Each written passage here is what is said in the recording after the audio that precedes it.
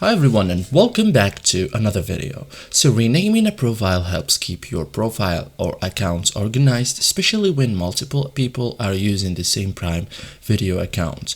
First thing, open Prime Video. Okay, so launch Prime Video, make sure you are signed in. You can also get in the application on your phone, whether you are using iOS or Android.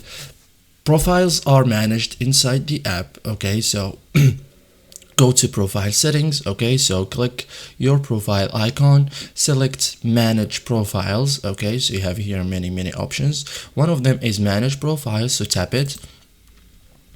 This opens all existing profiles. Okay, select the profile, so choose the profile you want to rename. Okay, for example this or this. Okay, so you will see edit options. Okay, so tap this.